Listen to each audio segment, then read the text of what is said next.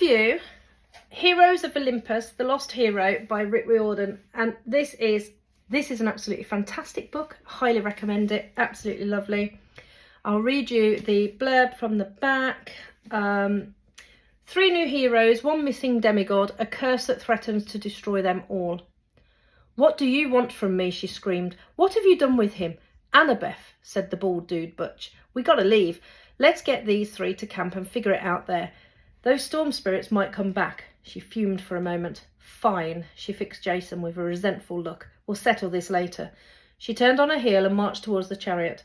Piper shook her head. "What's her problem? What's going on?" "Seriously," Leo agreed. "We have to get you out of here," Butch said. "I'll explain on the way." "I'm not going anywhere with her." Jason gestured towards the blonde. "She looks like she wants to kill me." If you loved Percy Jackson like I did, I am a massive Greek myth person. I used to read all the Greek myth books when I was little and watch those terrible movies. So I love Percy Jackson, the entire series, with all my heart, and I'm really pleased that, you know, Rick has done another set, because it takes me back to my happy place. So this really works, and I'm going to tell you why. Okay, so this is really interesting because it's a really good spin-off, but for fans there is a massive uproar that you pick this up, read it, and where's Percy gone? Percy's vanished. Well, it's not called Percy Jackson, is it? So we shouldn't really expect Percy to be in there. Instead, we have Jason, Piper and Leo, who are also demigods, and it's got nothing to do with Percy. He's missing. A lot of readers are upset about that.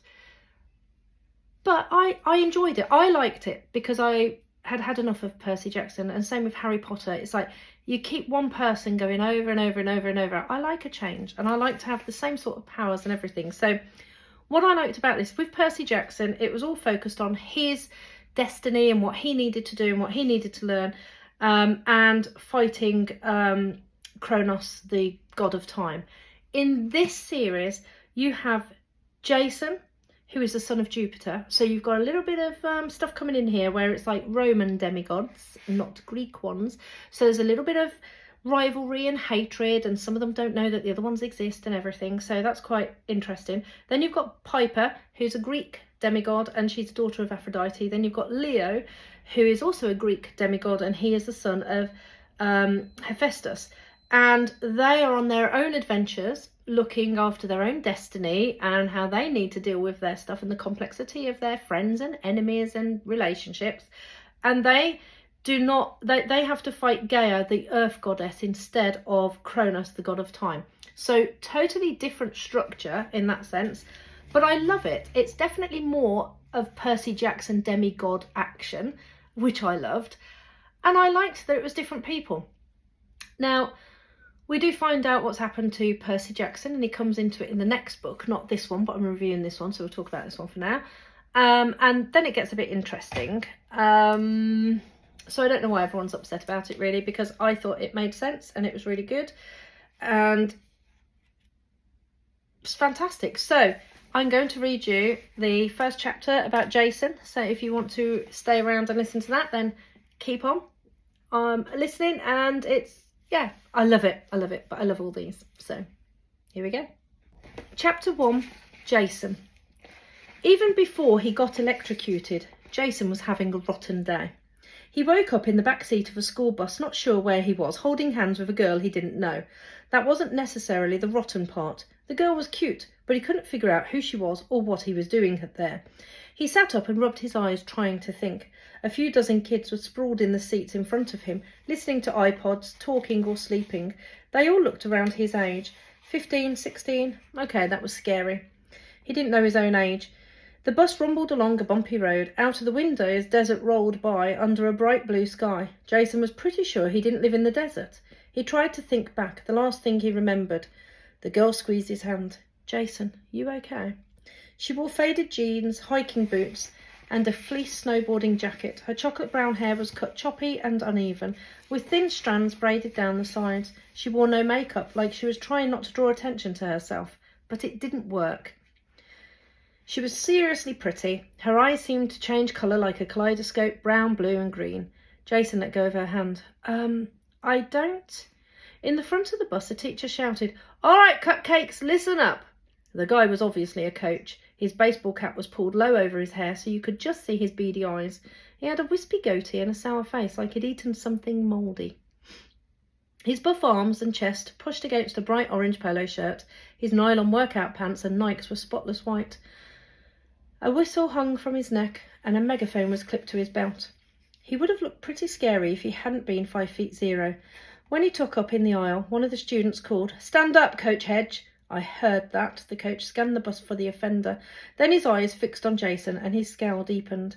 A jolt went down Jason's spine. He was sure the coach knew didn't belong there. He was going to call Jason out, demand to know what he was doing on the bus, and Jason wouldn't have a clue what to say. But Coach Hedge looked away and cleared his throat. "We'll arrive in 5 minutes. Stay with your partner, don't lose your worksheet, and if any of you precious little cupcakes causes any trouble on this trip, I will personally send you back to campus the hard way." He picked up the baseball bat and made like he was hitting a homer. Jason looked at the girl next to him. "Can he talk to us that way?" She shrugged. "Always does. This is the wilderness school, where kids are the animals." She said it like it was a joke they'd shared before. "This is some kind of mistake," Jason said. "I'm not supposed to be here." The boy in front of him turned and laughed. "Yeah, right, Jason. We've all been framed. I didn't run 6 times. Piper didn't steal a BMW. The girl blushed. "I didn't steal that car, Leo." "Oh, I forgot, Piper. What was your story? You talked the dealer into lending it to you?" He raised his eyebrows at Jason like, "Can you believe her?" Leo looked like a Latino Santa's elf with curly black hair, pointy ears, a cheerful babyish face and a mischievous smile that told you right away this guy should not be trusted around matches or sharp objects. His long, nimble fingers wouldn't stop moving, drumming on the seat, sweeping his hair behind his ears, fiddling with the buttons of his army fatigue jacket. Either the kid was naturally hyper or he was hopped up on enough sugar and caffeine to give a heart attack to a water buffalo. "Anyway," Leo said, "I hope you've got your worksheet, because I used mine for spit wads days ago. Why are you looking at me like that? Somebody draw on my face again?" "I don't know you," Jason said. Leo gave him a crocodile grin. "Sure, I'm not your best friend. I'm this evil clone." "Leo Valdez," Coach Hedge yelled from the front. "Problem back there?" Leo winked at Jason. "Watch this." He turned to the front. "Sorry, Coach. I was having trouble hearing you. Could you use your megaphone, please?" Coach Hedge grunted like he was pleased to have an excuse. He unclicked the megaphone from his belt and continued giving directions, but his voice came out like Darth Vader's. The kids cracked up. The coach tried again, but this time the megaphone blared. "The cow says moo." The kids howled and the coach slammed down the megaphone. "Valdez!" Piper stifled a laugh. "My God, Leo, how did you do that?"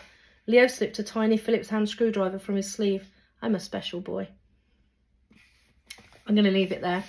Really, really love this series. So, if you're a Percy Jackson fan, get over the fact that Percy isn't in this book. But really worth reading. I would give this 4.5 stars. Absolutely loved it. Have a lovely week.